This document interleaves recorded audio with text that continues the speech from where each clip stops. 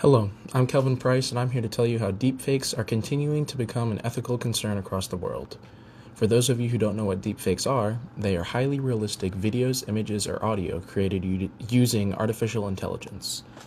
They can make people appear to say or do things that they never did, and they are now widely accessible due to open source tools. The ethical concern arises when they are used for misinformation or impersonation, especially in sensitive contexts like election or news. Now that you know what deepfakes are, I want you to take a moment to analyze the following images and see if you can find which one is the deepfake. If you had guessed that the middle one was the deepfake, you would be correct. However, the other ones were also deepfakes as well, with the only thing separating them being the dates that they were created. As you can see, this technology has evolved quickly over the last few years. Deepfakes rely on generative adversarial networks, also known as GANs, and machine learning models that train on real videos and voices. Since 2017, the technology has become faster, cheaper, and more accessible, allowing even amateur users to produce convincing fake media. The technology has evolved to the point where entire fake interviews or speeches can be created and are extremely difficult to decipher from real ones. Some real-world examples of this came in early 2024 when a robocall in New Hampshire used AI to clone President Biden's voice, urging voters to stay home from the primary, a clear attempt at voter suppression. Around the same time, videos circulated online showing candidates making offensive comments, which were later proven fake. Deepfake pornography also continues to harm reputations, especially targeting women. There are several groups that are involved with this issue. The creators, who are often anonymous developers, propagandists, or sometimes even hostile governments. The distributors, like social media networks and bots.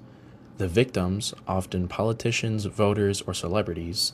And the regulators, such as platforms and lawmakers.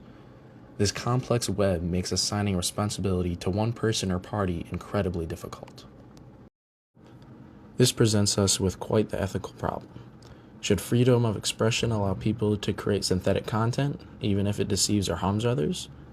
The difficulty in detecting these deepfakes means that people may unknowingly share false information. While some of these deepfakes may be satire, others are outright manipulation.